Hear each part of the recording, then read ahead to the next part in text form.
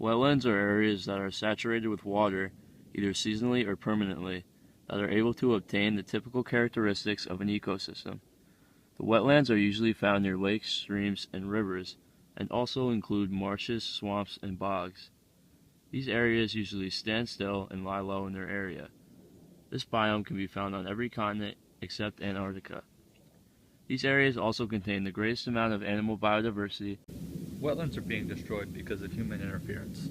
Commercial development, drainage schemes, extraction of minerals and peat, overfishing, tourism, and pesticides are many of the reasons that wetlands are being destroyed. One of the main ecosystem services that the wetlands provide is water purification. Many wetland systems possess biofilters, hydrophytes, and organisms that, in addition to nutrient uptake abilities, have the capacity to remove toxic substances that have come from pesticides, industrial discharges, and mining activities.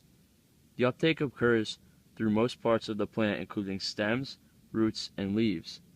Floating plants can absorb and filter heavy metals. Wetlands can contain a multitude of animals, ranging from frogs to deer, even to fish. All these animals are crucial for the ecosystem to survive.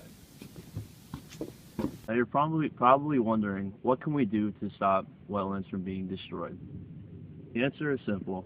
We need to stop polluting our water sources, clear-cutting trees for commercial development, and draining for agricultural uses. There are four main groups of hydrophytes that can be found in wetland systems throughout the world: submerged water plants, floating water plants, emergent water plants, and surrounding trees and shrubs. What is a swamp, you might ask? A swamp is a wetland ecosystem characterized by mineral soils with poor drainage and by plant life dominated by trees. The later characteristic distinguishes a swamp from a marsh, in which plant life consists largely of grasses. Lastly, I would like to discuss the types of wetland impacts.